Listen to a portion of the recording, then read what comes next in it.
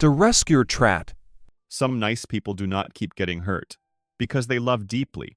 They keep getting hurt because they keep trying to rescue people who only know how to collapse, apologize, and collapse again.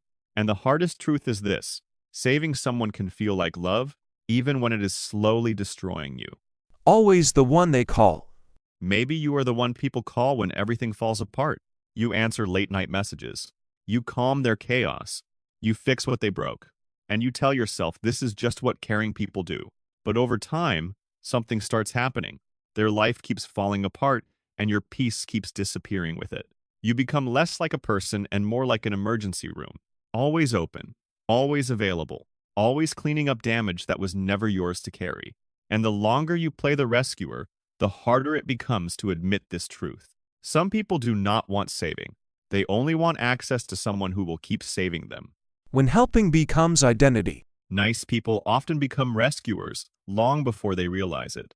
It usually starts with something that feels harmless. You see someone in pain, someone confused, someone falling apart, and your first instinct is to move closer, not away. You want to help. You want to calm things down. You want to be the steady one in the room.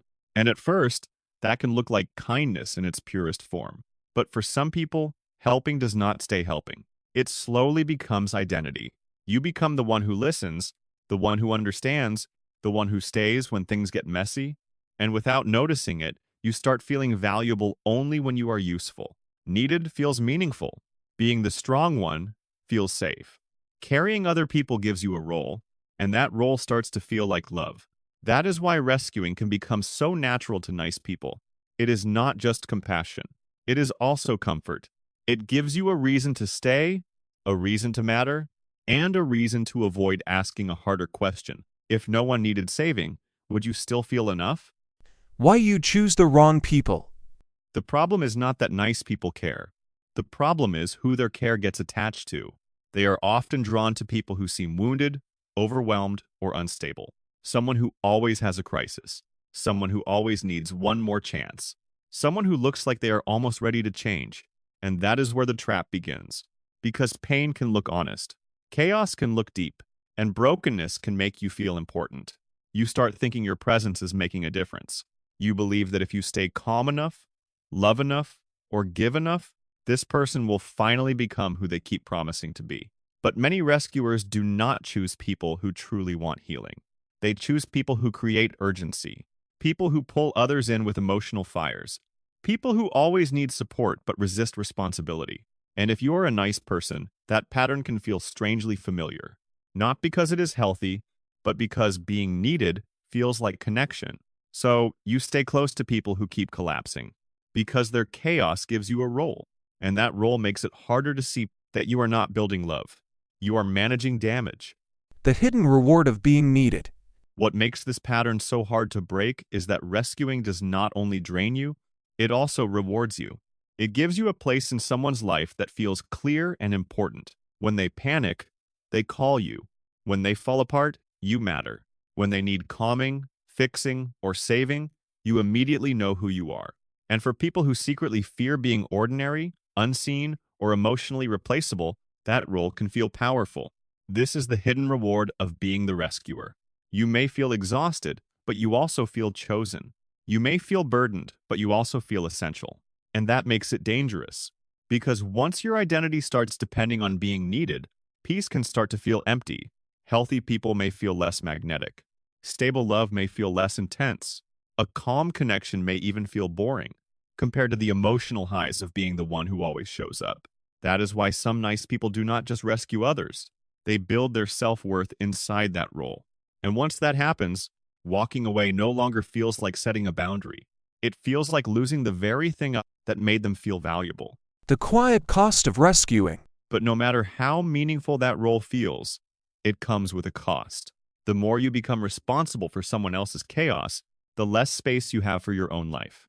Your energy starts going to their emergencies, their moods, their setbacks, their promises, their collapse. You stop living forward and start living in reaction, always waiting for the next message, the next apology, the next problem you will have to manage. And slowly, your own needs start to disappear. You become so focused on holding everything together for someone else that you stop noticing how tired, resentful, and emotionally scattered you have become. The worst part is that this damage is quiet. It does not always look dramatic. Sometimes it just looks like losing your peace, your routines, your clarity, and your ability to feel like yourself. That is the real cost of rescuing the wrong people. It does not only drain your time, it reshapes your inner life. It trains you to live in constant emotional interruption. And after a while, you are no longer helping from strength. You are helping from depletion, guilt, and habit. Helping is not rescuing. The boundary nice people need is not becoming cold. It is learning the difference between helping and rescuing. Helping supports someone who is willing to carry their own weight. Rescuing takes over for someone who keeps handing that weight to you. One creates growth, the other creates dependence. And if you do not learn that difference, you can spend years confusing loyalty with self-abandonment.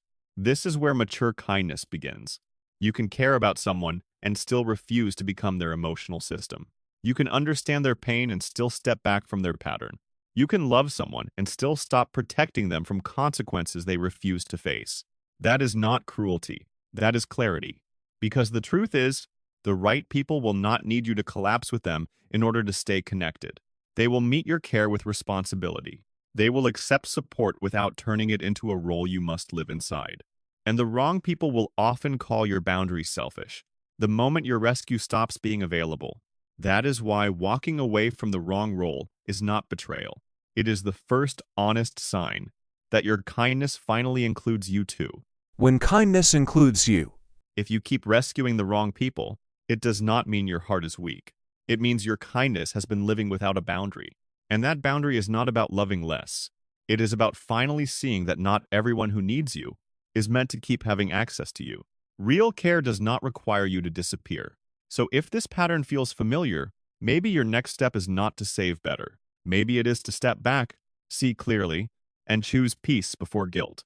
If this spoke to you, leave a comment and tell me, have you ever confused rescuing with love?